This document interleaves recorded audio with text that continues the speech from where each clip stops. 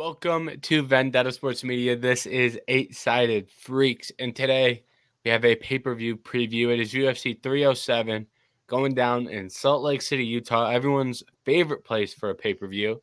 We've got two title fights in the card, UFC light heavyweight division, UFC women's bantamweight division.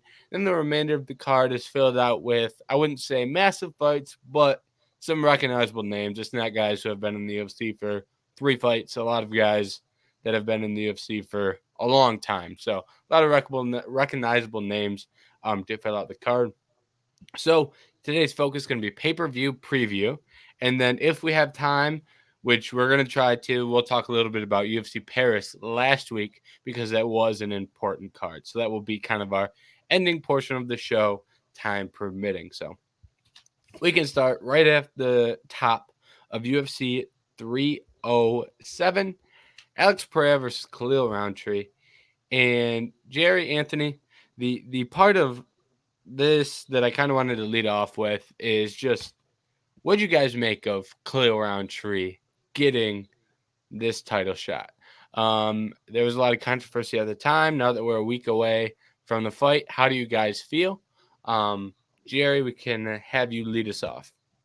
I mean, he passed the Anthony Smith test. I'll start off with that aspect. Our favorite fighter to talk about. Yeah. But at the same time, like he was meant to fight Jamal Hill, then he had all those issues, and I thought he was suspended or going to be. Turns out all the drugs and stuff. It was weird, but I still think Pereira should have fought Ankalaev. I mean, that was the fight to make. I understand why they didn't to an extent. Like now Ankalaev fights Rakic, and I'm assuming the winner of that will get the next title shot. But with Khalil Rountree, it does make it interesting because he does have that knockout power.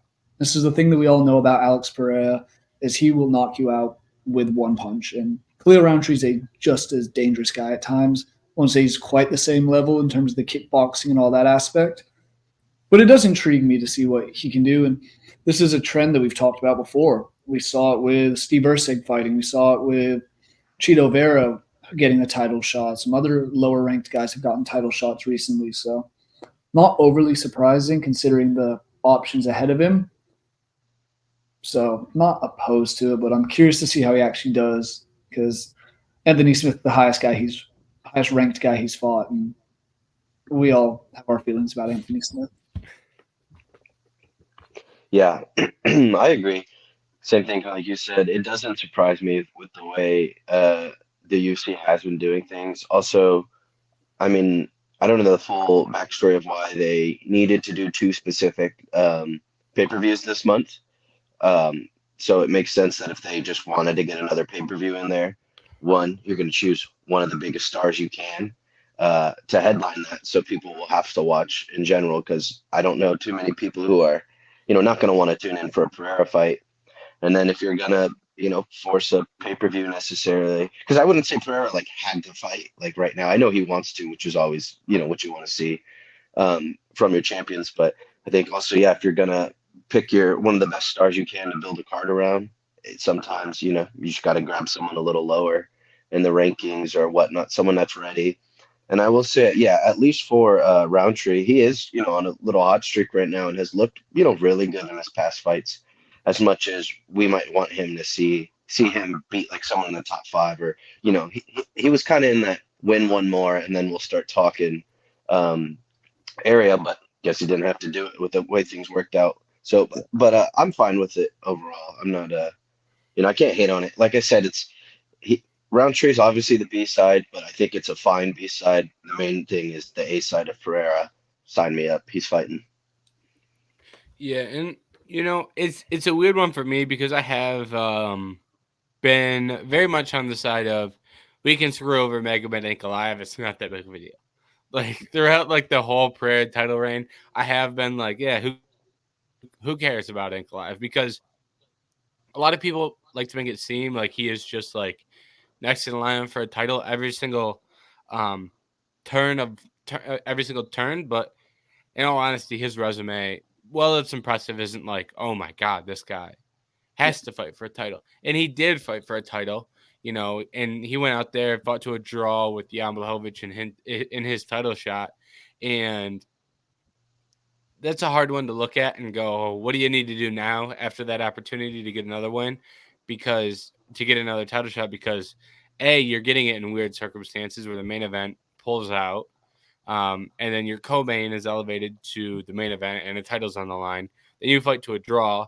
Some people thought it was a robbery that he didn't win. I scored it for a draw, and I know other people scored it for a draw as well. Some people thought Ankalaev won. So it's a weird fight in itself with weird circumstances around it. Another thing to consider is that was originally supposed to be a 3-round fight.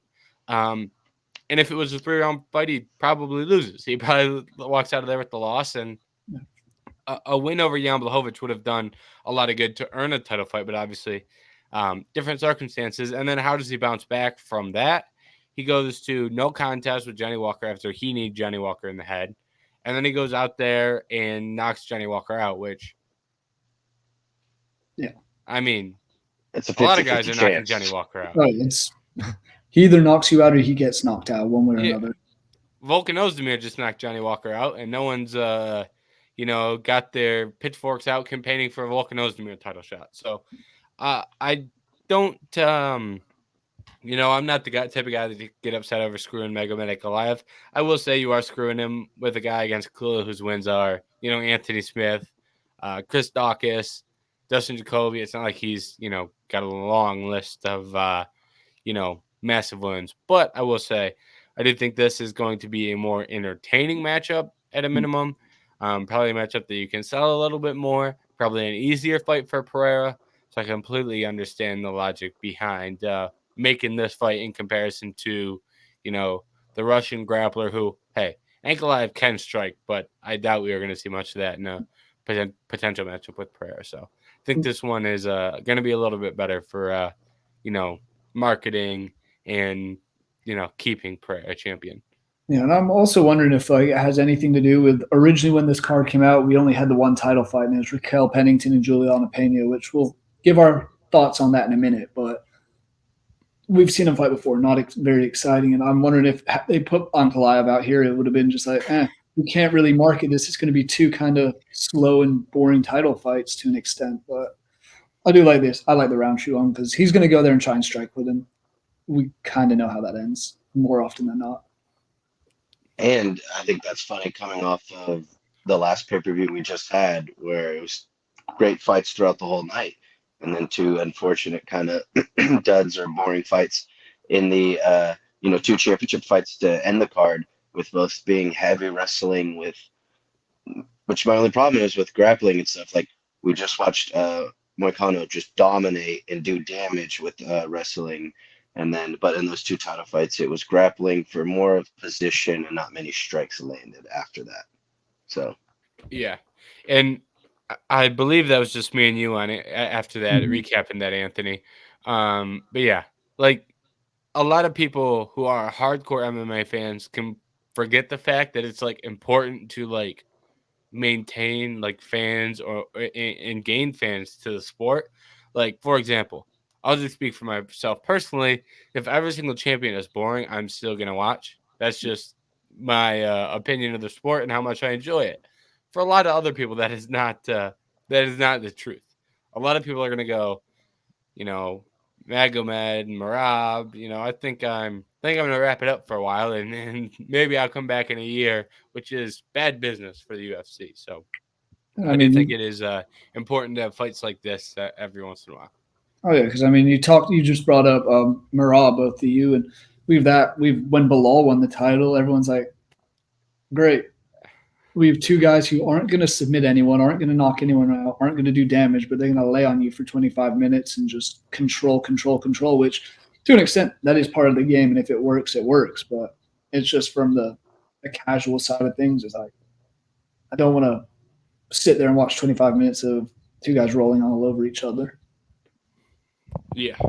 I always look at it as like if I invited someone over to watch fights and that's what we got, they're gonna be like, what are we doing? It's and the UFC 308 at the Sphere ran, or 306 at the Sphere ran late too. They probably would have been like, dude, it's 1:00. What are we doing here? Come on. Yeah. But moving on from that, I do want to get your guys' thoughts on the fight itself. Obviously, right now betting odds are fairly wide. Um, I'd say an average line is probably about Pereira minus 500 with the comeback on Rountree plus 360. Some spots a little bit higher, some spots a little bit lower. That's kind of depending on the specific sports book. Some, sports books, kind of screw you. And every time there's a minus 500 favorite, they just make them a minus 600 favorite and then don't adjust the line on the underdog. So a little bit of there's going to be a lot of variance there depending on the sports book you use. Point being, we have Alex Pereira as a very large favorite for a UFC title fight. What do you guys make of this matchup? How do you see it going down? Anthony, we can swing it over to you first. Um, I don't know. It's tough. I can give the whole like thing, like, oh, it could be competitive. Like obviously I do think Roundtree has looked, good in his last however many fights. Just the level of competition I don't think has been the same or near what Pereira's been fighting. Um, Weirdly enough, I do think almost heavyweight-ish Roundtree does have that finishing potential. Definitely one strike seems like could cause some problems. Um, but overall, I just think Pereira is so top tier with his striking, um, with the way he can attack the legs, go to the body. Obviously, he has that left hook. So I just think it would be hard to convince me that if this fight stays striking and stuff like that, that Pereira is not going to be the one to come out victorious. So I think the line is the line for a reason. I think I'm, uh, pretty confident in Pereira to be able to get another highlight knockout. Yeah, I'm with you. I think Pereira gets it done. I don't want to say it's easy, but I think he's going to be relatively comfortable in there.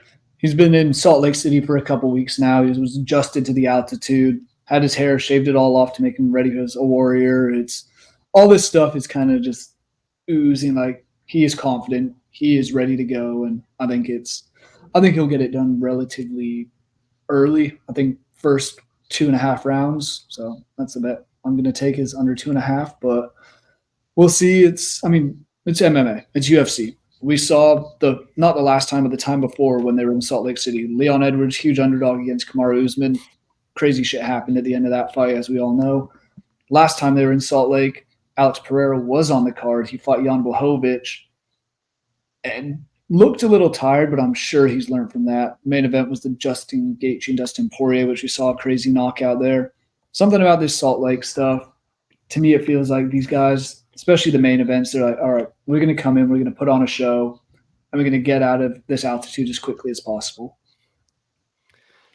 Yeah, so I'm a little bit more cautious in comparison to you guys. I do think Pereira is going to win. He will be my pick to win, but I am a little bit more cautious.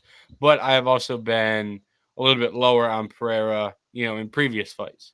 I picked him to beat Prochazka first time they fought, but then I swung back and picked Hill, swung back and picked Prochazka. So over the last 3 fights, I have been a little bit lower on Pereira in comparison to you guys. So makes sense that I'm a little bit more on the optimistic side. The issue that I've always had with Pereira is simply defense and durability. Mhm. I really respect his offensive output, but his defense has always been what has scared me, and I don't think he has that great of a chin if he does get hit.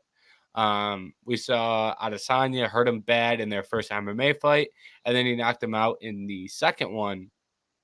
But ultimately, I think this is the reason I'm not picking against Pereira here is there's 2 reasons.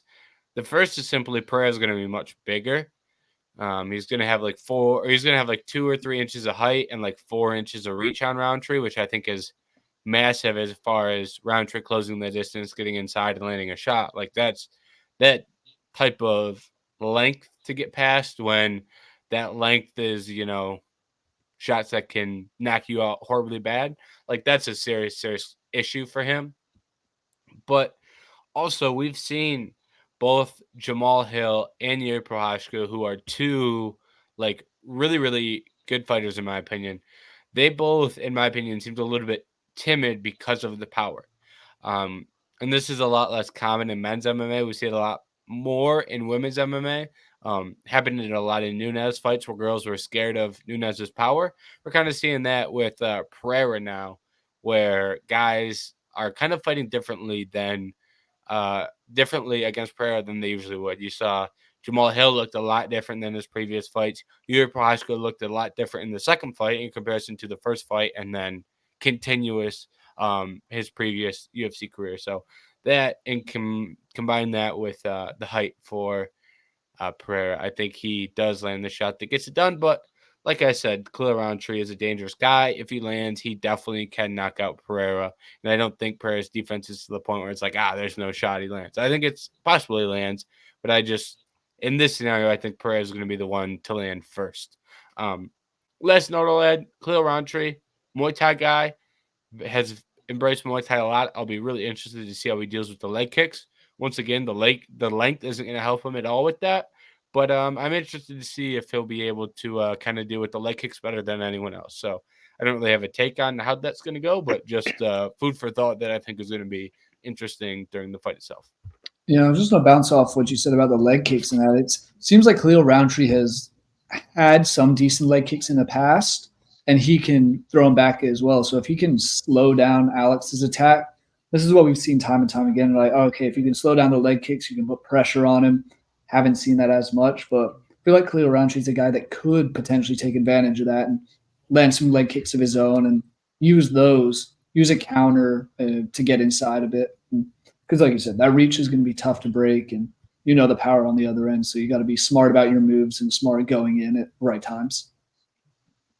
I was also excited for the game within the game, like the leg kicking battle. I think could be fun because we've seen Rountree even get it finished with leg kicks, and then like you said, I don't want to say Pereira's chin's been as bad or anything, but I also don't think he just never maybe has to deal with it sometimes when people are too scared to fully go for it and attack, and his chin hasn't necessarily. It's not like it continually gets tested. But we'll see. Maybe Rountree himself is a scary person, intimidating person in that octagon. So maybe if he can find some confidence to stay in there and trade a little bit, something crazy could happen. Like Jerry was saying, and maybe another crazy upset knockout. Here for the chaos, but also want to just throw one other stat I saw earlier today. This would be 175 days between his first title defense at UFC 300 and what would be his third, which would make Alex Pereira the quickest to ever do that, passing, I think, Ronda Rousey had just under 190 days. So shows how active he is, and maybe we see that take a toll. Fighting against tough guys. I know the fights went one round and then 13 seconds into the second round so far this year. But maybe it's taking a toll getting the little bit of damage he does here and there. So maybe that's something Rountree can take advantage of because he hasn't fought this year. His last fight was December. So yeah, I do think that's interesting. So I like that step, but also outside of like projecting the fight itself, credit to Pereira for that because we sit here and complain about card quality a lot. But when you have guys like Pereira who fight 3 times a year, all of a sudden you look back at how the year played out, who headlined pay-per-views throughout the course of a year, you're going to have a lot better of a slate when a guy like that fights 3 times in a year. So credit to him. And I believe Kevin Holland, this is also going to be his 3rd fight this year. I think there's a couple other fighters on this card who are fighting for the 3rd time this year already, and it's still September. So credit to those fighters that have already, found their way out there a couple times because, as we complain about card quality, fighters that are willing to step up and fight multiple times is, the easiest way to kind of break that habit, especially when they're guys of Pereira's caliber in terms of main events and then Holland's caliber in terms of, a fun fight on a fight night or a pay-per-view, even if it's a little bit lower down the card. Exactly. That should technically almost be like 3 layups for the UFC. They basically, if Pereira's going to fight 3 times in a year, you essentially should have 3 main events right there that should live up to it. You should be able to build cards around that. Yep, I agree. All right. Speaking of building cards around fights, Raquel Pennington and Juliana Pena.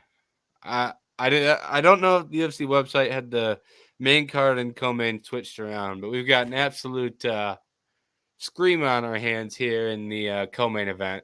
I'm obviously kidding, but this is a women's bantamweight title fight. It is an important fight. The division has kind of been a little bit of a weird one since Nunes has retired. They put that belt on ice for a long time after Nunes retired. Raquel Pennington defeated Buena Silva to go get that belt, kind of active again. And now we have Juliana Pena, who was the champion before Nunes, technically, because you had Nunes 2 title reigns. Juliana Pena did get that upset, get the belt, eventually lost it, but now she's coming back for it.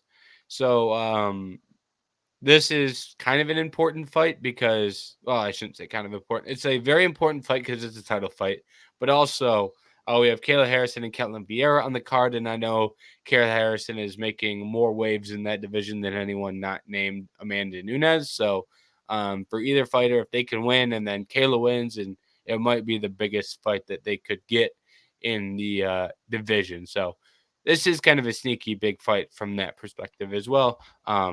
Depending on how you look at the division. So, all right, Pennington versus Pena. Jerry, I believe it is your turn to lead us off. What do you make of this scrap? I don't want to be disrespectful in any way, but the last couple times we've seen these two fight has not exactly excited me in any way. We saw the Buena Silva fight where Pennington won the vacant belt. Honestly, one of the more boring fights. I don't exactly remember much that happened in it outside. It seemed like Buena Silva got sick of being thrown on the ground the whole time and kind of gave up a bit and stopped trying as much because I think we were all very high on her to get the win, and she did not perform all that well. Juliana Pena won the belt against Amanda Nunes. Take nothing away from that for her. That was a superb upset, getting the submission, but the next time she fought her, pure domination, and I'm just not sure what I'm expecting in this fight. This is one like I'm excited because it'll be a title fight, all the atmosphere and all that, but the actual fight itself just doesn't intrigue me all that much. And I'm kind of just waiting for that. We have Kayla Harrison on this card as well, so I'm kind of waiting for her to get involved in this potential title picture because these two just seem like it's a guaranteed decision. Yeah, I was surprised. Pena's last fight was 2022.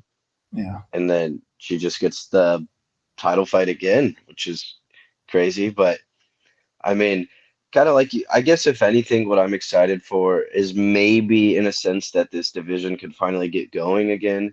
Because yeah, like you said, Kayla Harrison's there versus Ketlen Vieira. Macy Chasson, Norma Dumont just had a great win. So at least now it does seem like there's some stuff brewing to where we could be getting title fights. Like James said, this belt won't just be on ice and like the division was like just disregarded in a sense.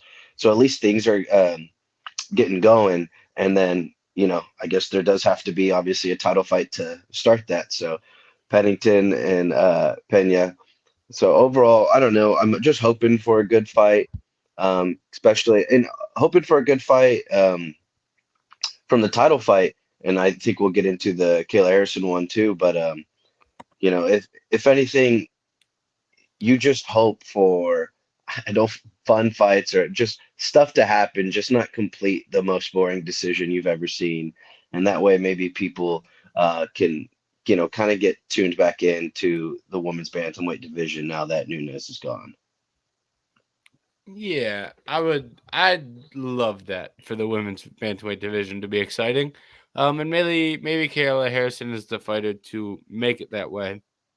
And I agree that, I don't really understand. I get that Juliana Pena beat Amanda Nunes, and it's an all-time great upset, but she got that title fight against Nunes with a win over Sarah McMahon. You go one fight back, it's a loss to Jermaine Durandamy. Then you go one fight back, it's a win over Nico Montano. Then you go one fight back, it's a loss to Valentina Shevchenko.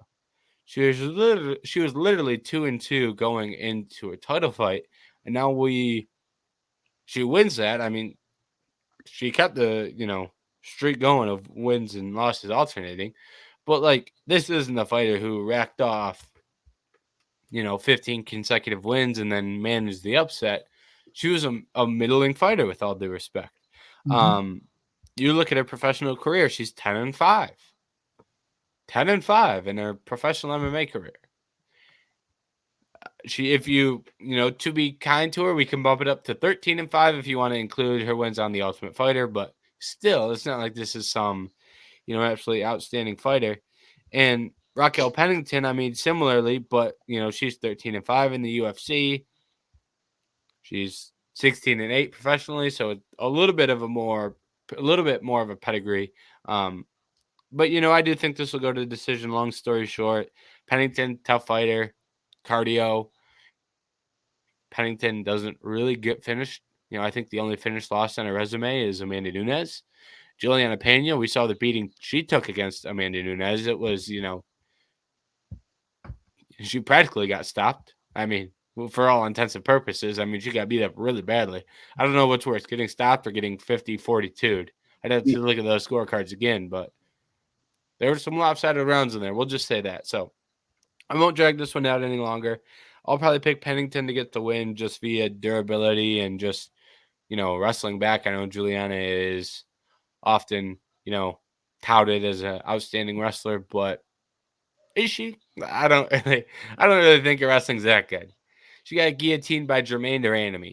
She got guillotined by a Dutch kickboxer, and I'm supposed to believe that she's a great grappler, American wrestler. I just can't really buy it. So I'll lean Pennington here. Kind of went too long considering, the fight and the dynamics of the fight. But that is my thoughts here.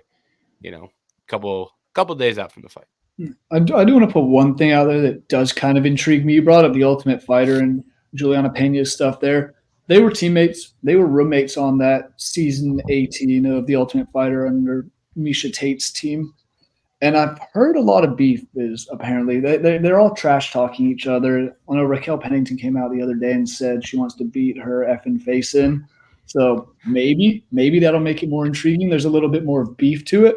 But we've also seen fights like that in the past that haven't really lived up to it. So I'm optimistic, or more hopeful, I guess, than optimistic, that the words come onto the mat and we actually see them go at each other and try and take each other's heads off. But I just don't think it'll be that way. I'm with you, James. I think Pennington will get it done. I think she's more well-rounded, kind of a better grappler at points as well as she can be. And then she also, you said resume, just looking at that, she's won 6 straight. She's on a heater at the moment, so I'm taking her. That's funny you did say that, because my last thing was going to say, after the Moicano BSD fight, when it was over, they were played like a little 3-4 minute thing of like the beef that was happening. And they caught me. I was, I hadn't turned the fight off yet. And then they started talking about the beef. And I was like, okay, I can be there for that. So at least something's there. Because that always helps too. I feel like Nunes was always pretty humble. And, obviously those odds were stacked in her favor. So it was kind of tuning in to see how she was going to knock someone out, or if maybe someone could pull off the upset. So, another way to hype up the fight is at least, bring some drama, bring some beef in there, and, get the words going. So I think at least that's something too that could help out with this fight. I'd probably also side with Pennington. I don't know if you said the odds too, if you wanted to finish it with the odds. Yeah, good call. Good call. Odds are close. Raquel Pennington looks like the average line is going to be minus 170 favorite for Pennington, plus 135 to come back on Juliana Pena. So slight favorite there for Pennington. One more thing I want to add is that it is nice that Juliana Pena will bring a little bit of trash talk to the table. However, I would like for Juliana Pena not to give you the most unbearable trash talk you've ever heard in your whole entire life. The amount of things that Juliana Pena has said that I've gone, wow, that's really stupid. I can't believe she said that, is a very high number. The only thing is that nobody cares when Juliana Pena says something really, really stupid. So nothing ever happens. When she just says the dumbest thing you've ever heard, just gets swept under the rug like she never said it. She consistently says the dumbest thing of all time. For example, she was supposed to fight Amanda Nunes the day Nunes retired against Irina Aldana. That was supposed to be Pena versus Nunes, the trilogy. Pena did not agree to fight on that card because of a rib injury. And then after the fight, she said Amanda was scared of her and that she's running from the fight. After Nunes fought the day that the fight would have been against someone else because Pena said no. So things like that are like, what are we doing here? So if anyone is tuning into the press conference, I just don't want you to be caught off guard when Pena says something and you go, whoa, what'd you just say? Because it will happen. I can almost guarantee it. The other one I want to put a bet down on, which it won't happen, but if Juliana Pena does win, first person she's calling out is Amanda Nunes. That is true. I would bet my house that happens. So I agree with that as well. I don't even have a second thought about that. My follow-up bet would be that no one will call out Harrison, probably. Or Pena will not call out Harrison if she wins, too. Amanda Nunes, and that's it. Yeah. Which we saw how that went last time. As James, you said it was 50-43 on one of those cards. I don't know what the scorecards were. I probably would have scored it 50-25 if I could. She got her ass beat. I did look up the scorecard after that, and it was one of the judges gave it a 50-43 to Nunes. So if that's how it's going, then I don't think we needed that trilogy fight at all. They put highlights of Amanda Nunes beating Juliana Pena's ass in the ESPN Plus loading screen for when you're waiting for an event to start. You'll just see Nunes sitting down on a counter and dropping her, and that's the type of fight that was. Yeah. All right. Enough Juliana Pena slander as much as I love it. Much more compelling fight. Jose Aldo versus Mario Bautista is next up on the card. Jose Aldo, obviously one of the best UFC fighters of all time. Talented as it gets. And as far as longevity goes, I don't know Jose Aldo's age off the top of my head, but that's not what's impressive because he's still on the right. He's 38. 38. So he's the same age as Pereira, but Jose Aldo is about 150 in fight years. He is, in theory, years past his sell-by date. He was the best 145er in the world before the UFC had a 145-pound weight class. That's how long he has been, one of the best fighters in the world. So can't give enough respect to Jose Aldo. And this is going to be a fight. Mario Bautista is absolutely no slouch. He has looked good in several bouts in a row now.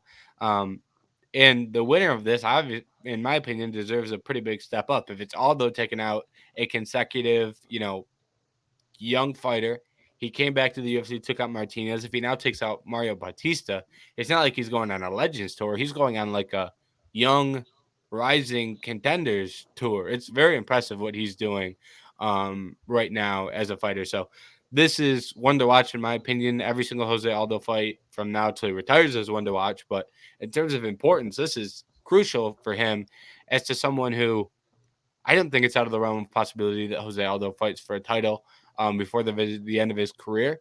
And a win over Mario Bautista puts him in a pretty good spot, in my opinion. If you can beat Bautista, add one or two more on there, it's not out of the realm of possibility at all. So just want to stress how important of a fight this is because I think it's kind of getting glossed over when in reality, if anyone deserves to get rushed to that 135-pound title shot, it's Jose Aldo. So, all right. Before I swing it over to you guys, I'll drop the betting odds. It is a very closely lined fight. Looks like Jose Aldo can be found anywhere between plus 110 and looks like plus 120. And then the comeback on Mario Bautista as the favorite is minus 140 to minus 150. So that's currently what we're looking at. Closest lined bout so far, and it is the closest lined fight on the main card as a whole.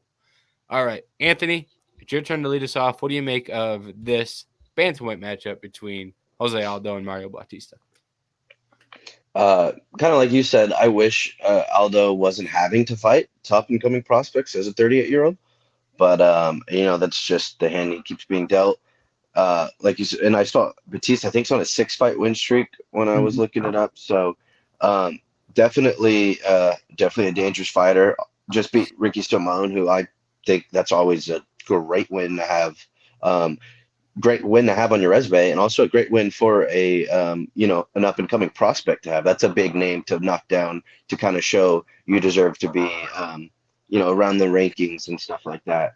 So I think, kind of like you said, this is a huge chance for Aldo to where I think hopefully after if he can get this win, he'll be hopefully maybe not top five per se, but at least I'd have to look at the full rankings, but at least maybe one or two fights. Then yeah, we're talking title and see who shakes out, who's healthy, who hasn't fought who yet, and stuff like that. But and then obviously for Bautista, what a win that would be overall though too, and that's probably one of the best names you could ever have on a resume. So overall, I'm excited for this old guy versus young guy. See if the old guy can still get it done and proves he's has one more chance at the belt, which I would love to see. But if not, you can only beat so many prospects and have it for so long. Is this going to be the fight? All those kind of running out and stuff, and if not, it's a great opportunity for Bautista as well. Oh yeah, absolutely. I mean, this is the second time we've seen Aldo fight in Salt Lake City, so that's my big concern. I'm hoping and really want to see him improve his style and his game plan, because last time he fought Merab. This was 2022, and he was ragdolled left and right. Well, it depends on your definition of ragdoll, because he was not taken down once. Yeah, he was held up against the fence all night long, but Merab landed 0 takedowns on him. So yeah, I guess that's the point. Is he was controlled the entire time. Yeah. I just pulled up the stats. Yeah, 0 for 16 on takedowns, which, hey, props him for having great takedown defense. But he just looked like he gassed a bit, and the constant pressure wore on him. And I'm concerned that now he's 2 years older, that the elevation and all that might hurt him again. Because last time he fought, he was in Rio. So he had the home crowd behind him against Jonathan Martinez. Good win there, but that's my big concern with Jose Aldo, because we all know what Jose Aldo can do and what he has done in the past. I'll be pulling for him. I don't necessarily know if I'm going to ultimately end up picking him come our UFC 307 preview. But this should be a fun fight. I like what Anthony, you were saying about what could be next already. When I see that if Jose Aldo does get a win, it has to be Triple C. Give us 2 old dudes, loser retires, winner gets a title shot. Why not? But it's hard to look over Bautista because he has been really good. He's won 8 of his 10 UFC fights, and those only losses came to Corey Sandhagen, who I know I rate really highly in this bantamweight division, and then Trevin Jones, who that's not as good of a loss. But since then, he's won 6 straight, like you said, Anthony, and he's looked decent doing it. 3 submissions, 3 decision wins, all unanimous. So a good fighter on the other side and 7 years younger. So I don't think this will be a finish. I think this will go to a decision. I think it's just one of those things that, although still somehow doesn't get knocked out. Don't know the last time he was knocked out. It's probably Petr Yan, 2020, but he still finds a way to get stuff done. And I'm curious because if he does get this win, that's going to be 5 of his last 6. So, yeah. So a couple things to add on from what you guys said. Like you said, Jerry, I was going to say this as well. 8-2 in the UFC for Mario Bautista. Losses to Corey Sandhagen, fine, especially when you're both unranked. Like, yeah, it happens. And then, yeah, in his debut especially. And then Trevin Jones. I don't think Trevin Jones is great, but Trevin Jones hits hard. Like, he lost to Trevin Jones in like the only way he could possibly lose to Trevin Jones. So, those type of things happen, especially when you're rising. Not everyone's going to be perfect coming up, but 8-2 from a broad view is very impressive. And the other thing that piqued my interest that you said was Jose Aldo versus Henry Cejudo, because those two were supposed to fight. Those two were supposed to fight for a title. Aldo was eventually forced out because of COVID, and then Dom Cruz steps in. Dom Cruz loses. Henry retires, and then they do Aldo versus Yan for the belt, which ended up, in my opinion, being a worse matchup for Aldo, and he lost that fight. So there's some history there as well. And as far as the future of Jose Aldo goes, if he wins, like, you can pick a name out of a hat. Song Yadong, Rob Font. Well, I believe he's already fought Rob Font, so throw that one out of there. Yeah. Song Yadong, Corey Sandhagen, Sean O'Malley. The loser of, say Davison Figueiredo loses to Petr Yan. Like, we can do Figgy versus Aldo. Like, it's such like Cheeto Vera. Actually, he fought Cheeto too, so he beat Cheeto. So he beat Cheeto and Font. So if you add that into how you're looking at him, he's already got a couple ranked wins. Now that I think about it, so throw him right up to the top. Give him somebody good if he wins, and let him fight for a title if he can win. Two more out. So, but looking at this fight, I'm very interested to see how he looks in Salt Lake City. I will not say Jose Aldo is taking anything he should not take, but I will say there's a specific company that is no longer working for the UFC that may help Jose Aldo while he's fighting at elevation. So, potentially some benefits there. Yeah, and I think it's going to be a great fight because, as we mentioned, Jose Aldo holds Merab to 0 for 16 on takedowns.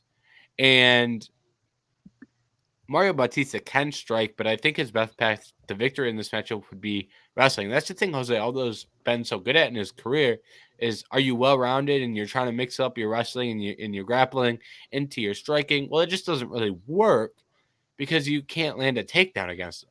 He's got one of the best, he's in UFC history, he's one of the best of all time at defending takedowns.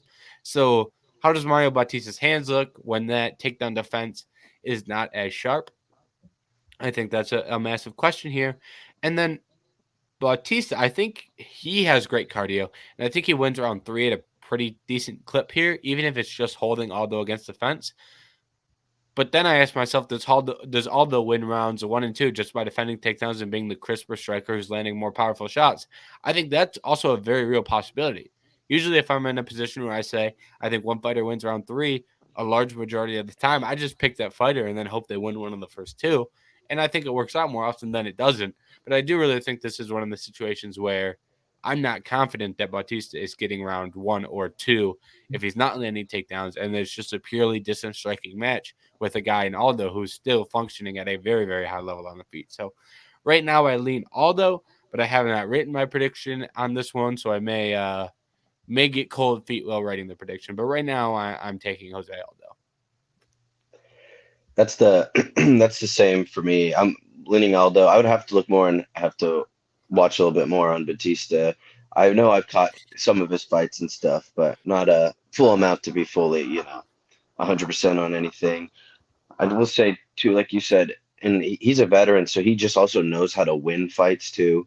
I want to say he took down Martinez in that 3rd round, I believe, in that last fight, and he probably could have stayed on the feet and kept, doing what he was doing. But I think he just liked the opportunity for the takedown and then kind of controlled him through through some strikes here and there. I want to say that was like with 2 minutes left, or maybe even 1:30. I don't know how late it was, but so even that in itself, maybe that's not going to be the specific game plan for Bautista, but he just has the veteran things of when to know to keep the pedal to the metal, keep your foot on the gas, or to back off a little bit. No, he's up 2 rounds, maybe not get too crazy in the 3rd, really focus on defending those takedowns in the 3rd specifically, or knowing if Bautista maybe knowing he's down 2 rounds is going to get a little more aggressive on the feet, which probably isn't what you want to do necessarily against Aldo either.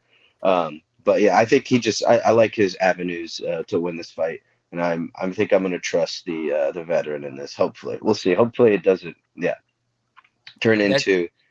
I was going to say hopefully it doesn't turn into like a getting out wrestled necessarily, or maybe controlled against the cage. But then even then, I still trust Aldo to not let that happen. Yeah. And one quick thing I'll add before you go, Jerry, is that's how we got Cheeto too, with the late takedowns doing around. So it's not even just one fight. He's done that throughout his career, so he does have some offensive wrestling that he uses at very specific times, and those times to win him rounds and thus win him fights. And that's what I was going to say, bounced off kind of what you guys have both just said. Where, James, you think that Bautista could possibly win that 3rd round. And that's the kind of thing where if they go 1-1 and Aldo keeps stuffing the takedowns, maybe he shoots one of his own in that 3rd round and does the same thing again, because clearly he's been able to do it. It's just I want to see how his cardio looks. That's my one big thing for a lot of these fights. And we talk about it when it's in Denver, when it's in Salt Lake, when it was in Mexico City. It's how are fighters going to deal with this elevation?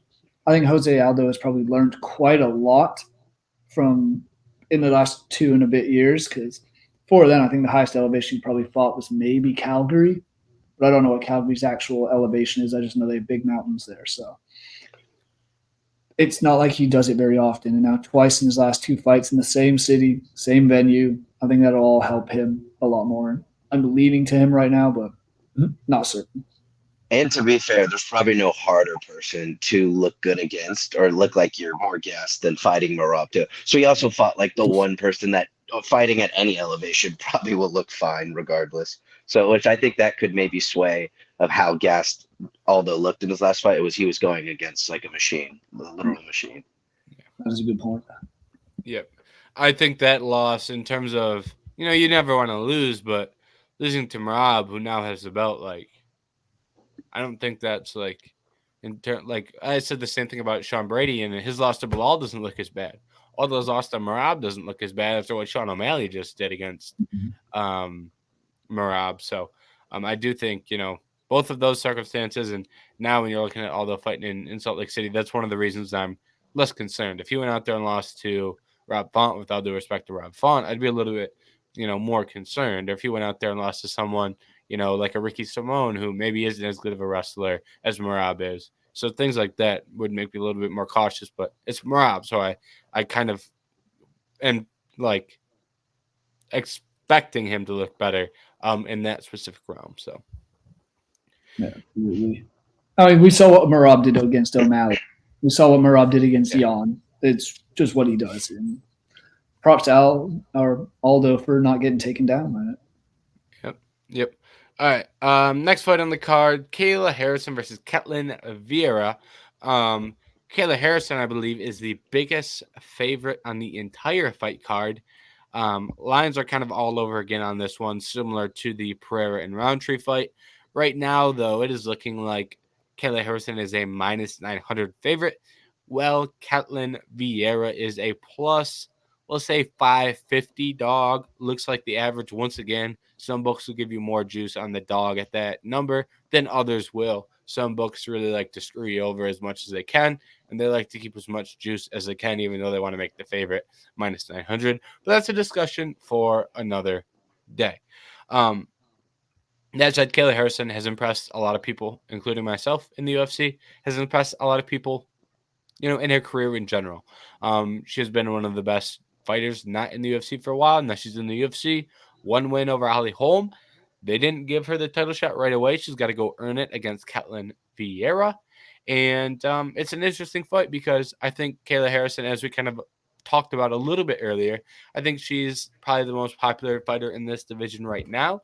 And it is, the best path to having a very relevant women's bantamweight division. So that makes this fight one to really keep an eye out for. And I think it's pretty safe to assume if Kayla wins, she's getting a title shot, considering it was a little bit of a surprise she didn't get the title shot after beating Holly. So I don't remember whose turn it is to go first. I believe it's Jerry's. So Jerry, we'll send it over to you first. What do you make of Kayla Harrison versus Ketlen Vieira? I mean, I think the minus 900 for a reason. It's very, very rarely will we see an upset of this magnitude. I think Amanda Nunes was maybe not even that favored against Juliana Pena, and that was an upset. So I think Kayla Harrison wins this one pretty easily. She dominated Holly Holm, looked very, very good, got that second round finish. But that was her first UFC fight. And Holly Holm is well past her sell-by date. So I'm intrigued to see how she does against Ketlen Vieira, who is not on the old side, but she's no young anymore. She's 33. Had a win last time out in London, lost to Pennington before, beat Holly, beat Miesha Tate. So it's not the best resume as of late. And I just think Kayla Harrison, they brought her to the UFC for a reason, to make a star out of her and bring relevancy back to this women's bantamweight division that we haven't had since Nunes retired. I'm going to take Harrison, and I think it's going to be pretty straightforward. I'd agree with that. Like you said, beat home. Give or take, it was a couple of years ago, so maybe that was a better home than what Harrison just beat. But in that fight, Kayla Harrison dominated that. I don't know if Vieira necessarily dominated that Holly Holm fight.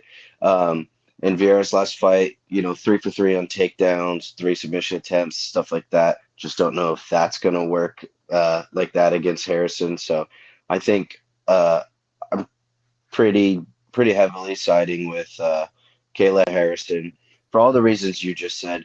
I think it's clear there is so much hype around her and stuff is because people do really see the talent and the clear space between her and other bantamweights right now at this time. So I think this is also a great spot that for her to prove it one more time and really show everyone that she does deserve this title fight. Now after two wins like that, can't really deny her at this point. So it's a and I don't know. She was on the main card. I want to say for her. No, was she on the main card for her last fight? No, Because she was that on the card was. prelims, but it was UFC 300. So it That's was, what I thought. Okay, because that card was stacked. So then also, yeah, she gets a prove it spot here on the main card too, which will only help her get more fans, get more attention on that possible next fight. So yeah, and I'm a little bit wishy-washy on Kayla Harrison because I think the reasons for concern, mostly cardio stuff. Like, she lost a 5-round fight in the PFL against a girl who's really not that good. But at the same time, now that she's at 135, she has like an absurd edge and physicality and strength and aggressiveness. And that is definitely, evident in this matchup. As far as this specific fight goes, she's going to be the more aggressive fighter. She's going to be the fighter that looks to finish. She's going to be the fighter that wants to land takedowns. So, like, I don't know how much of a path to victory Ketlen Vieira has outside of surviving and trying to surge a late comeback. But, that also, was the same thing that Holly Holm was really looking at. But when you're, on bottom, getting elbowed and, then you're getting elbowed into rear naked chokes. And it's like, it's really hard to, survive that onslaught that she can put on. So, I don't love Kayla Harrison and think she's completely unbeatable. But at, this fight, I think is one that she can definitely get done. She should be a big favorite. So yeah, I definitely think Kayla wins this fight. And she probably gets to finish as well. Correct me if I'm wrong. Is it the PFL where they don't allow elbows? Yeah. Yeah. So that doesn't help her in that. Yeah, that's what I thought. At So all. that's just a dangerous thing is and that's I think what's intriguing about her for me is she's a finisher. She can actually put people out. She can submit people. She can do damage. Whereas we look at what we said on this title fight that's happening on Saturday, not expecting a finish of any kind, not expecting too much blood and damage done. So it's a new era of this, and I think we've been waiting for someone like Kayla Harrison to come and bring life back to the bantamweight division. and I would say depending on the type of grappler people are and the ground striker, it is also a lot easier to maybe play bottom game and be fine with sitting on the bottom, depending on the opposing's person's like wrestling style. And I don't know if sitting there on the bottom game and trying to play bottom is necessarily going to be the most fun thing with someone like Harrison on top, like you were saying, looking for the finish and hurting you with a multitude of strikes. Yep. All right. Let's take a trip down to the final fight on the main card. Roman Dolidze versus Kevin Holland. This is not a fight that was really on my radar. We've had Kevin Holland, who's kind of been a tweener between 170 and 185.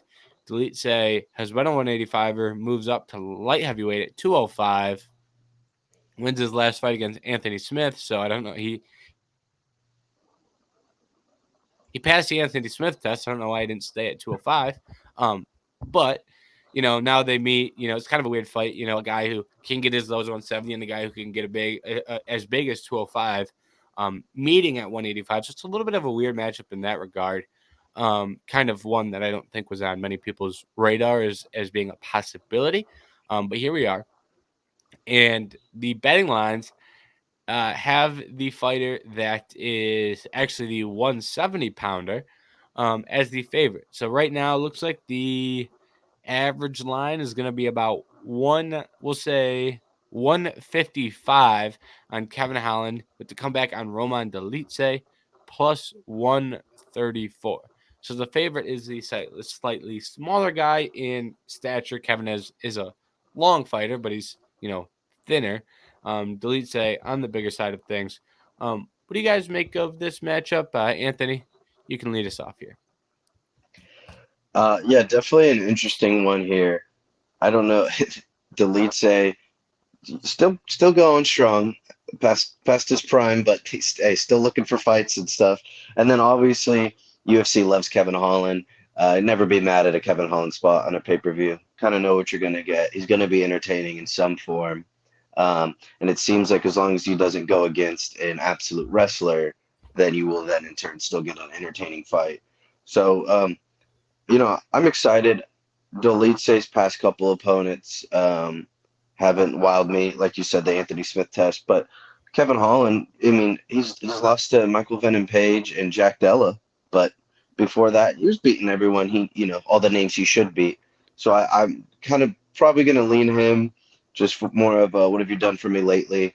I don't mind those losses. Those losses have looked really good compared to what those other fighters are now.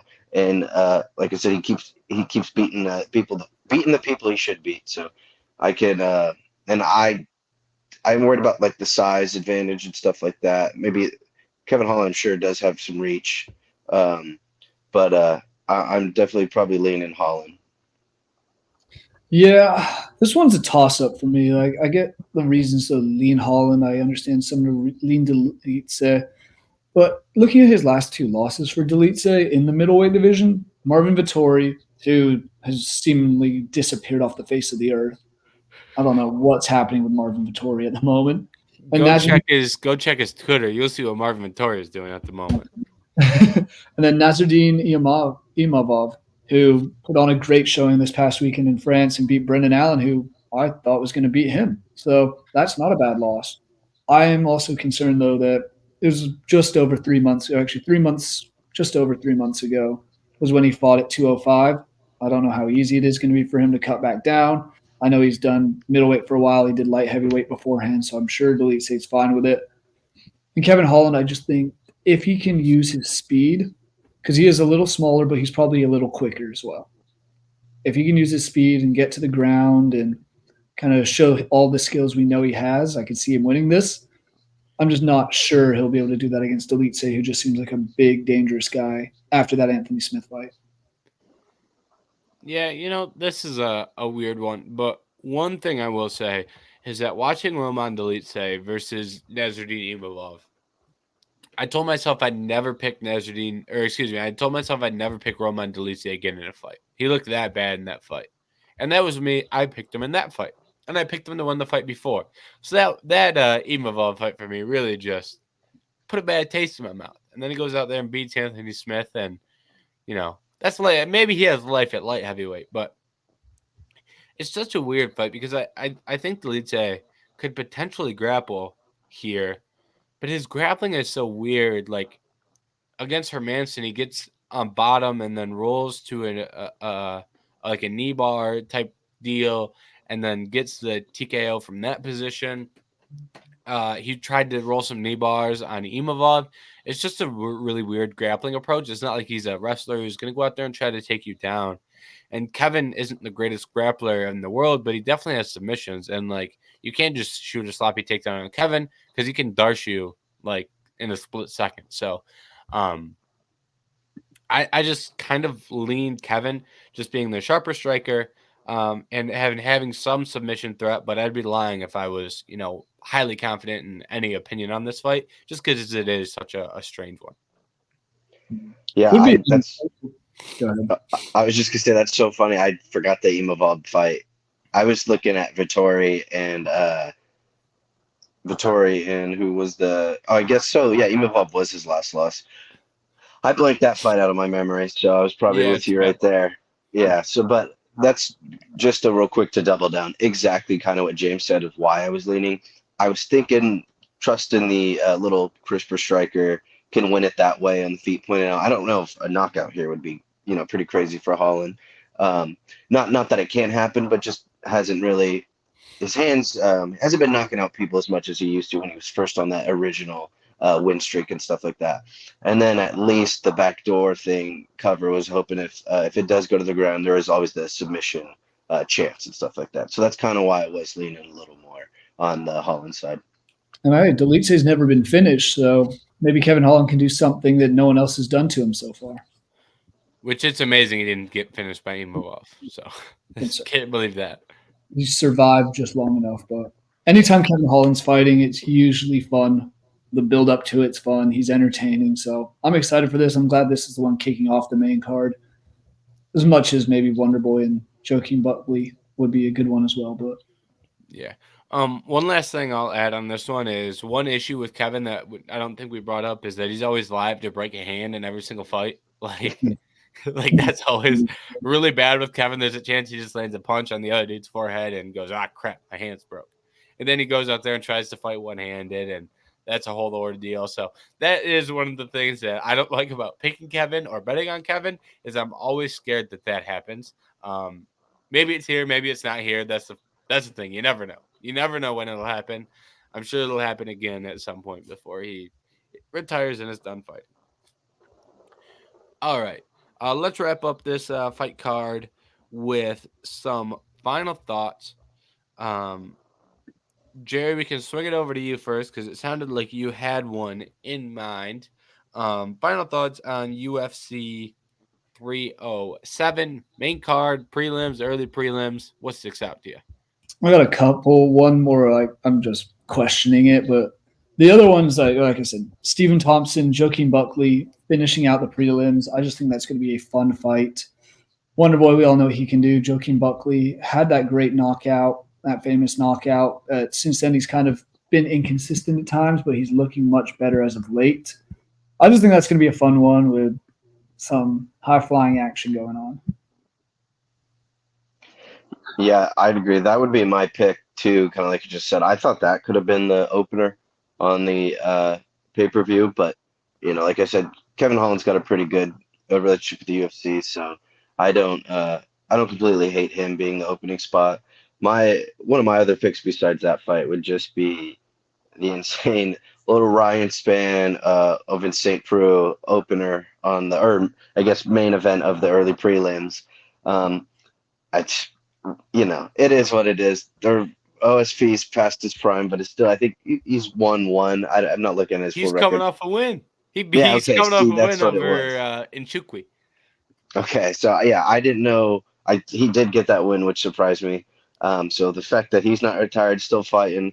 Ryan Spann is just not really a good fighter either. So we'll see. That one's just two names that I was like, oh god, they're still going at it though. But early main event or early prelims, I'm here for it. That's something I'll be watching that. The other one, just before you hop on, James, I just want to say, I thought Carla Esparza was retired. This is her retirement fight. Okay, because I saw her name, I was like, she's not ranked, she's not anything. I thought she was done. So, and is Tisha Pennington? Is that Raquel Pennington's wife? Yes, formerly Tisha Torres. Tisha Torres. There's a question: is which fight's more exciting? Because I remember Carla Esparza's not last title fight, but the title fight before, and that was prestige. Probably should have retired after that one. Yeah. Both should have. Yes. She did not want to fight that night because she had a wedding. So they just didn't fight. That's sounds about Makes right. Sense. Okay. I will say that actually is kind of an intriguing fight because it's kind of funny that both Penningtons are on this card and Tisha is fighting like a big name who it is kind of a bad matchup for Carla because Tisha has like competent takedown defense. So like it's for Carla, that's like, oh no, I'm screwed. I can't take her down. What's gonna happen here? So it is kind of a funny matchup, and I kind of seems more to me like the UFC's pushing Carla out the door rather than giving her like, oh, Carla's retiring, former champion. Seems a lot more like, oh, thank God Carla's gone. With all due respect to Carla, that's my read on the situation. I'm not doing it. The UFC is. It's not my fault. I'll also shout out another women's fight: Marina Rodriguez versus Yasmin Lucindo. Lucindo's a girl that I've been really impressed with. Her fight with Yasmin Jaregi in her debut, she lost, but it was a sensational fight. I'll never forget that fight because that fight was on the main card. Two women strawweights making their UFC debut. And I was like, why in the hell is this on the main card? And then they went out there and had an absolute war.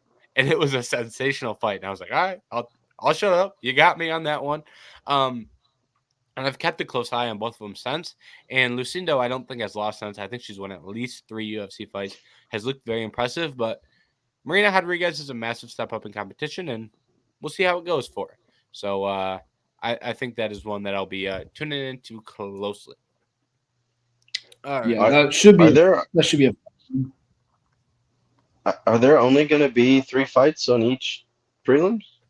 They're just rocking with the 6 fights then for before the main card.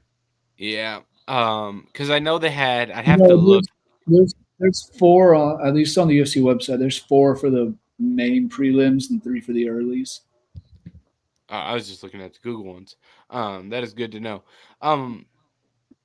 I know they lost the Sterling and Evloev fight and that kind of. Oh, the other one is Austin Hubbard and Yeah, Alex Hernandez. Alexander Hernandez. That's the one that's not popping up on Google because I Oh, usually really? just look at the cards on Google because you can just type in UFC and it pops right up rather than go to the UFC shit website. But that is the other fight on the card. I see that. Well, I would have picked that one because I like Hubbard. I think he's a fun striker and stuff like that. And Alex Hernandez had an interesting career, hype train, derailed, won some fights here and there. But I think that one's a pretty competent, decent little fight pick compared to some of the other stuff we were looking already on the card. So I think, yeah, that's a fun matchup. Yeah.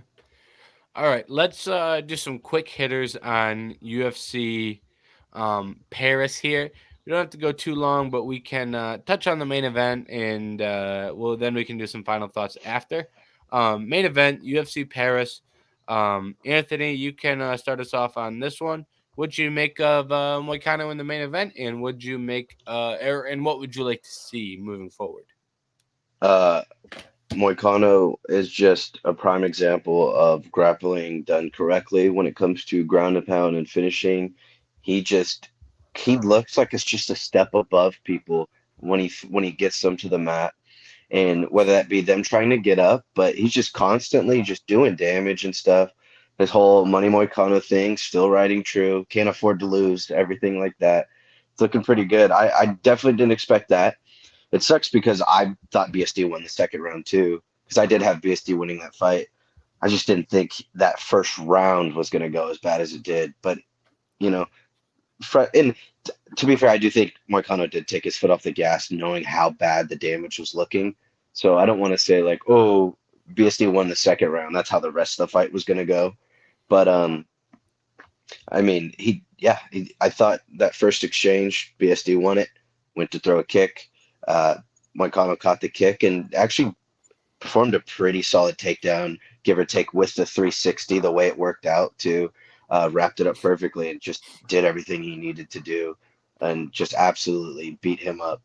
It sucks. I would have at least liked a third round too, just to see if BSD could maybe win another striking round, but totally get the stoppage. That man had one eye almost swollen up from the bottom, the other eye cut on like the brow too, blood rushing down. So that was just unfortunate for him, but great overall performance. A huge statement win, I thought. Oh, absolutely. And to go into enemy territory and dominate their new face of French MMA, it seems, and Benoit Saint-Denis, and do it the way he did was very impressive. I still wonder if he kind of knew he had Benoit or BSD kind of out of it, so he took a second to kind of relax in that second round, and takedowns didn't look as aggressive, striking didn't look as crisp. So who knows how this fight would have gone if it had gone longer. I would love to see this again. I don't think it's the right time for it, but in the future, this could be a very fun one. Also want to just say, Moicano's post-fight Octagon speech, where he's ripping the French government, was quite something. Yeah. Yeah. I agree. It was quite something. I had a lot of similar thoughts to you, Anthony, as far as the main event goes. I felt like to me it lacked closure, and I'll just say if it went 5 rounds, I'm not completely sold that Moicano wins it. I'll just say that. I don't know if maybe I'm just being a tad bit on the delusional side, but what I will say is round 1 was the best possible round for him. in the first 20 seconds, he gets to his best offensive takedown, is that clinch takedown, and then he gets to the body triangle where he can start working on offense. So he got to his best offensive moveset 20 seconds into the fight. Credit to him for getting there. I'm not going to take that away from him at all. But, I mean, there's just been so many fights of his where he's had suspect moments. So for him to go out there and get it done inside 2, for him, I think is great. But in terms of, if it has to go 3 more rounds, yeah, he took his foot off the gas, but at what point do you take your foot off your gas and now you lost momentum and now you can't get your foot back on the gas? That's also possible. So I'm not gonna, put an asterisk next to that and, look at that fight differently because it should have been stopped. His eye was closed. He did a bunch of damage in the first round, but I will say I would have liked to see it go. The rest, just to see how it looked. It was a very compelling matchup, and I would have liked to see it to like a close where you kind of have a better idea of how it ended, if that makes sense. It's a weird way to phrase it because the fight ended inside 2 rounds, but also, it wasn't your traditional, submission or traditional knockout. Because he did go 0 for 2 in the second round on takedowns, and he got that first takedown because he caught the kick. Yeah. Well, BSD kind of stopped throwing kicks in the second round, and I think threw one at the end, towards the end. So maybe he finally felt confident enough to throw it again with the success he was having on the feet. So it's safe to say, Moicano, if he got him on the ground again, after what you just saw in the first round, he probably thought it was going to be more of the same. But who knows, he would have got him to the ground again. He did shoot 0 for 2 in the second round. Mm-hmm. Yeah, I agree. All right. Next up for Renato Moicano, he calls out Dan Hooker and Paddy Pimblett. Jerry, does either name stand out to you? I mean, the Paddy Pimblett fight would be entertaining just because they're both. I mean, Moicano's levels ahead, I think, on the ground, but that's so-called Paddy's specialty is his ground game. Also, I just think the trash talk of that one would be absolutely unhinged. Would be very funny to see that press conference, but realistically, I do like the Dan Hooker. I think he should keep looking forward, not necessarily looking back. I like Dan Hooker. The other one, I know he's injured at the moment, recovering, but maybe when Beneil Dariush is healthy, depending on when he wants to go and all that, that's the other name that intrigues me. But I like him moving forward and fighting someone higher up than going down again, because I know it didn't feel like he was the higher ranked guy in this fight with all the hype building up to it, but he was, and he took down the guy below him, and I think he deserves a bigger fight now. I agree. That makes sense too, with the fact, like you just said, we were kind of talking beforehand how it felt like BSD was the higher ranked person, but so I think Moicano does deserve this step up. I saw it too. He went crazy on Twitter and in like a post fight. He just does not like Dan Hooker for some reason, which is weird. I don't know if that stems from stuff that I don't know about, but like I feel like Dan Hooker's like one of the people that's like hard to hate. He's pretty shoots it straight, pretty like honest guy. It seems funny, down to earth. So I just thought that was weird. Unless he's already just trying to sell the fight and poke fun that way. But I also wouldn't mind. I did like the Dariush call out too. I'd be there for that. I think that would be a fun with Dariush's wrestling pedigree a little bit. But overall, I think Moicano's to the point now where people should be excited with whatever the next fight is. He's looked good in the past however many fights, or been entertaining at least in the past however many fights. Yeah, and he said something in his post-fight interview, not the Octagon one, but afterwards backstage. He was like, brother, seeing Dan Hooker in the rankings is like seeing a turtle in a tree. It doesn't belong there, brother. And I was like, ah, that's funny. Yeah, that was a good line. You got me. I like the Dan Hooker matchup, assuming Dan Hooker doesn't get matched up with like a guy in the top 5 or something. Like if Dan Hooker's got, Hooker versus Gaethje on the table, with all due respect to that whole kind of, we got to pivot from you. Another name I'll throw out there. I like the Dariush one as well. I'll also throw out Gamrot. I think Gamrot makes a level of sense in terms of Gamrot's coming off a loss, has to fight behind him. Moicano deserves to fight up in the rankings. And I think, once again, that similar thought process to Dariush, honestly, that wrestling versus the Moicano Jiu-Jitsu creates an interesting matchup. I do want to just put out there just because I thought of this right now, but BSD and Paddy Pimblett might be an intriguing one. That is a good fight. That is a good fight as well. That's one Paddy should do instead of Moicano and Paddy. Mm-hmm. Let Paddy move up in the ranking, or let Moicano move up in the rankings. Petty, you prove if Petty beats Benoit Saint-Denis, I mean, I don't know what I'll say anymore. I mean, Just at this point. Put it out there. If Patty does come out and beat BSD, were we too high on BSD? That's a whole nother question. Yeah. I figured that would be one of the next things that would start coming out. Like, oh, BSD was never, which he was flawed to the start. Like, he had his issues and stuff, but that would be not bad necessarily, depending on like the way it finished too. But I would say that could be 2 back-to-back bad losses and stuff. Yeah. But I'd be pretty confident that BSD or 3 at that Patty point. Actually, yeah, 3 at that point. I'd be pretty confident that BSD cooks Patty, but I mean, hey, go ahead, prove me wrong. You know what I mean? He's a scouser, though. He doesn't get knocked out. You got me there. Let's hit some final thoughts on this card because there were quite a few good fights on the remainder of this. Jerry, I believe it's your turn to lead us off. Final thoughts on the remainder of UFC Paris, if you've got anything that stands out looking at the rest of this card. I'll do 2 off the prelim. Chris Duncan was one I brought up last weekend. Came out, got that first round submission over Oki. So solid performance. I'm curious to see what he does next. And the other one, just because it was kind of chaotic around her weigh-in and everything, Aline Perez. I think, didn't she come in overweight, or she had some issues at the weigh-in, comes out, gets the submission, and then immediately starts twerking on her opponent.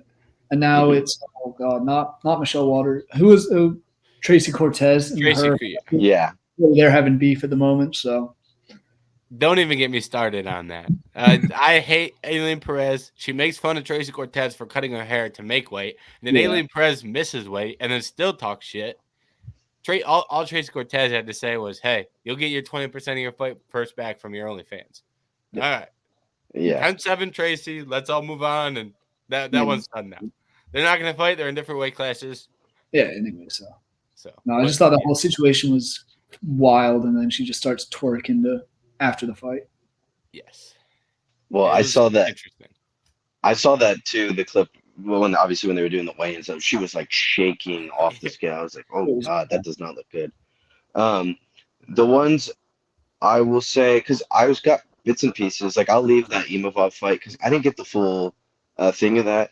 I watched also a majority of that Brito Gomez fight. I would be curious what you thought. That one looked pretty split to me. I don't know if anyone thought that should have went the other way. I also heard some jokes about the French judges and stuff like that a little bit. So, because I want to say I was leaning Brito, but like I said, didn't catch the full fight. The one I did see was the Sherrier win. Looked real good. Miranda kept talking about his ground game and stuff like that, or his jiu-jitsu and stuff, but Sherrier, looked good. For the most part, I'd say walked through him. And then I did see the Brian Battle knockout, and I thought his, whole thing with, think I'm going to let a French dude beat me or, whatever. And that was all funny, but a lot of hostility to this French crowd. And overall, the last thing I will say, I thought the crowd was pretty good the whole night too. I thought the atmosphere was fun, so I wouldn't mind another card there. Yeah, Paris does a great job, and the fans do a great job. And Brian Battle would have been my big takeaway. I think he looked outstanding from a fighting perspective in terms of like improvements that he's made, progression he's made. If you go watch his tape from The Ultimate Fighter, like, he physically doesn't even look like the same person. He's in 10 times better shape, and he's 10 times better. I mean, he's getting better every fight. And then before the fight, he walks out to a very specific Kanye West and Jay-Z song. It's an outstanding walkout based on the situation that he's in.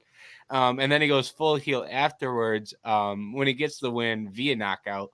So not only is he doing like great stuff in terms of his like career and like skills, but he's also like going and promoting himself in like fun and interesting ways.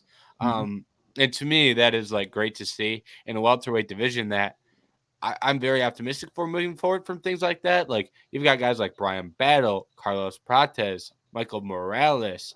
That's on top of guys like Ian Gary and JDM who are already in the rankings.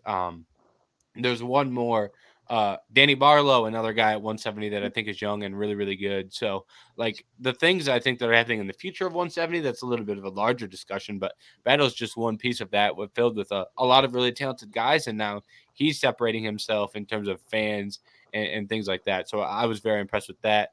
Obviously, Cherrier, outstanding performance as well. I'll just mention that.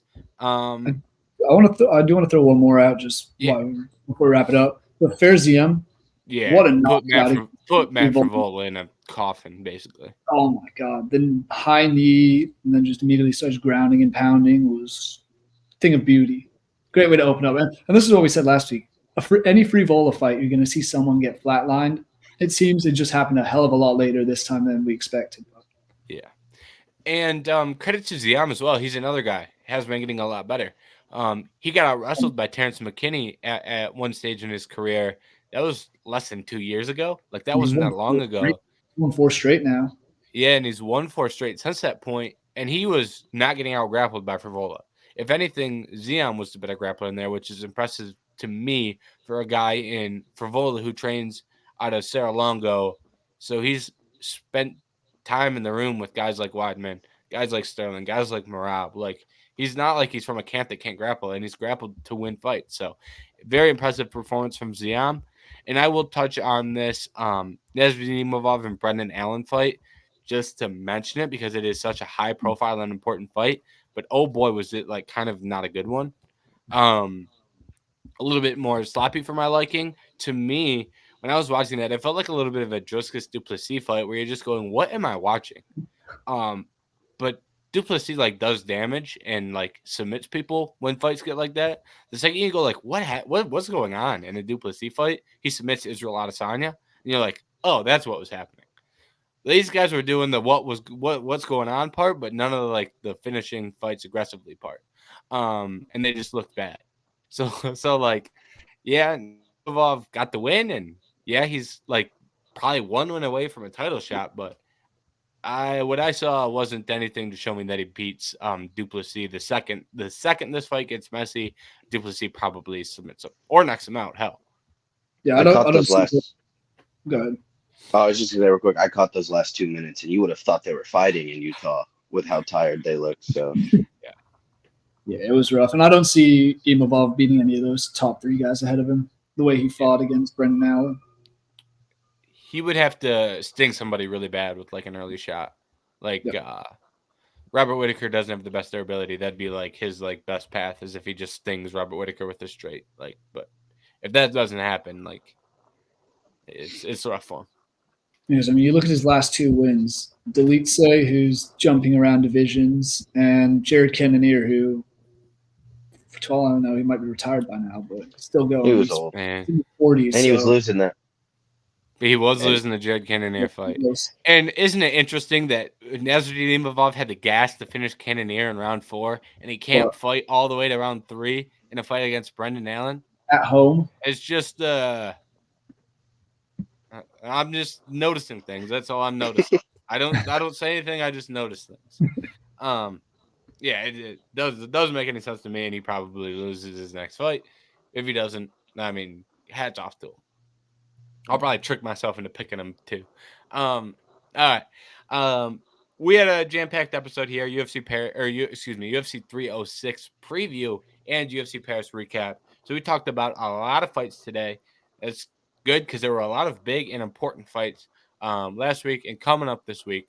If you want more content from Vendetta Sports Media, go to vendettasportsmedia.com, and UFC section should have best bets and preview out on Friday, and obviously cover other sports as well. So remember that. Until then, like, subscribe, and we will see you next week when we break down this 307